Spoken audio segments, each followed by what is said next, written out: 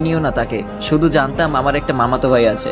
হুট করে দরজার সামনে বাবার গলার আওয়াজে ভেসে আসলো। বাবা বলল, হয়েছে কি এখানে, এত চেঁচামেচি কিসের? বাবার উপস্থিতিতে ভয়ে চুপসে গেলাম আমি। চুপচাপ দাঁড়িয়ে আছি, কিছু বলার সাহস পাচ্ছি না। এর মাঝেই আপু বিষয়টা সামলে নিল। আপু বলল, না বাবা কিছু হয়নি, হাত থেকে পানির গ্লাসটা পড়ে গেল। বাবা কিছু না বলে চুপচাপ চলে গেল। আমি আপুর দিকে তাকিয়ে কাদুস্বরে বললাম, আমি এই বিয়ে করব না আপু। বিয়ের জন্য প্রস্তুতি চলছে, সন্ধ্যার পর বিয়ে। রাতটা এখানে থেকে পরদিন সকালে বউ নিয়ে রওনা দিবে সবাই। আজ কলেজ থেকে যখন আসছিলাম তখন অনেক প্ল্যান তৈরি করে ফেলেছিলাম। গ্রীষ্মের বন্ধ দিল 15 দিন, কত প্ল্যান ছিল। এই 15 দিন ঘুরবো ফিরবো, আনন্দ উল্লাস করে বেড়াবো। আর বাসায় ঢুকেই এমন হাই ভোল্টেজের শটটা খেলাম।